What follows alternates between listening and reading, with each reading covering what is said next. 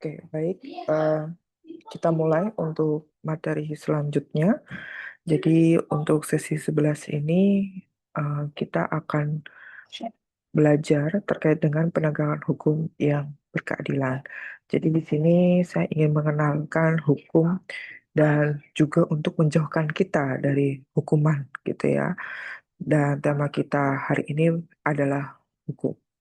Nah, di sini sudah dijelaskan bahwa negara kita adalah negara hukum, di mana pengertian negara hukum ada dari beberapa ahli, yaitu dari eh, ahli filosofi gitu ya. Di sini ubi societas ius, yang artinya di mana ada masyarakat, di situ ada hukum. Dan dengan kata lain, sampai saat ini hukum juga diperlukan, bahkan kedudukannya juga semakin penting. Dan cita-cita dalam penegakan hukum tentu ingin terbentuknya rasa keadilan. Keadilan ini tidak hanya satu pihak, tapi dua belah pihak di mana sama-sama merasakan keadilan. Sehingga penegak hukum ini benar-benar mencapai suatu berkeadilan di semua eh, sisi gitu ya, semua bagian. Dan di Indonesia itu merupakan adalah negara hukum di mana penyelenggara pemerintah dan ketatanegaraan serta kemasyarakatan itu harus berdasarkan atas hukum, bukan didasarkan atas kekuasaan belaka. Dan kalau kita mengenal hukum di Indonesia tentu eh, tercipta gitu ya dari dasar hukum di Indonesia, yaitu Undang-Undang dan juga Pancasila sebagai dasar negara kita. Dan di sini unsur utama penegakan hukum dari ahli Jerman itu mengatakan bahwa keadilan adalah di mana apabila pelaksanaan hukum yang tidak adil akan mengakibatkan keresahan masyarakat, sehingga membawa hukum dan aparatnya akan luntur di masyarakat. Jadi apabila masyarakat tidak peduli terhadap hukum, maka ketertiban dan ketentraman di masyarakat akan sangat terancam gitu ya. Jadi pada akhirnya akan mengganggu stabilitas nasional, sehingga masyarakat akan merasa ada akibat dari perbuatan melawan hukum. Jadi memang hukum ini ditegakkan untuk mengatur masyarakat agar tidak ada ancaman dari pihak yang memiliki kekuasaan gitu ya. Jadi ada mungkin perbuatan yang ingin melawan hukum sehingga bisa terjamin keamanannya. Lalu kemanfaatannya yaitu adalah di mana aparatur penegak hukum dalam menjalankan tugasnya harus mempertimbangkan agar proses penegakan hukum dan pengambilan keputusan memiliki manfaat bagi masyarakat. Jadi hukum harus bermanfaat bagi manusia. Oleh karena itu, pelaksanaan hukum atau penegakan hukum harus memberikan manfaat atau kegunaan bagi manusia itu sendiri.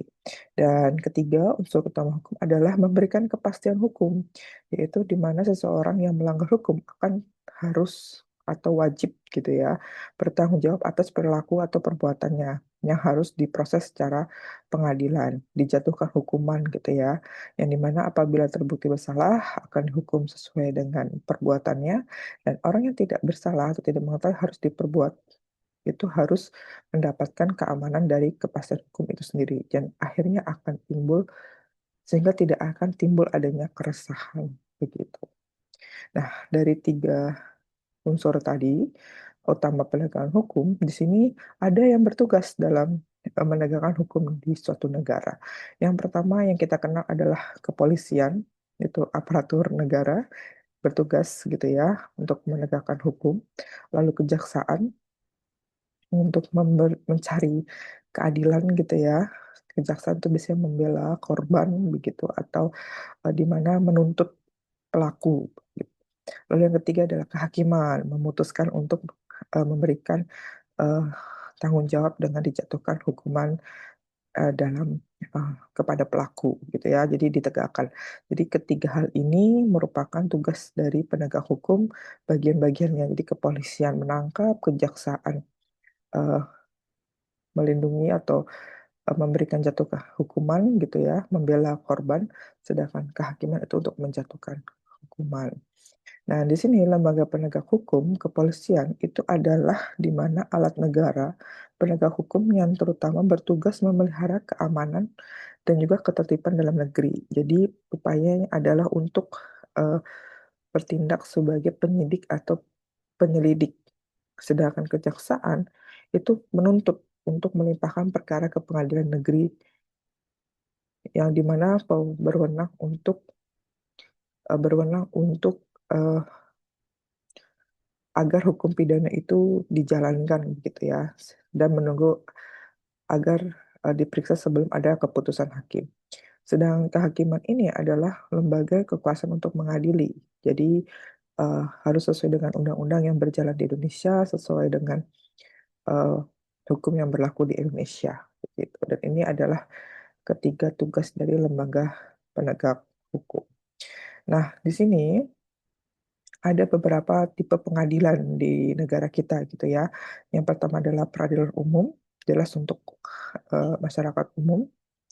Lalu peradilan agama, ini lebih ke bersifat hukum Islam, wakaf, dan sedekah gitu ya, seperti warisan, wasiat, dan lain-lain. Hibah, dan lain-lain. Sedangkan militer ini untuk anggota TNI dan juga tata usaha negara. Ini misalnya eh, kewarganegaraan dan lain-lain gitu. Dan selain itu juga di mana penegakan hukum yang berkeadilan ini memberantas gitu ya apa saja yang harus ditegakkan gitu. Yang pertama dari penegak hukum ini setidaknya tidak ada praktek-praktek korupsi gitu ya. Lalu tidak ada eh, kekerasan sosial baik konflik ataupun eh, apapun yang berkaitan dengan kekerasan gitu.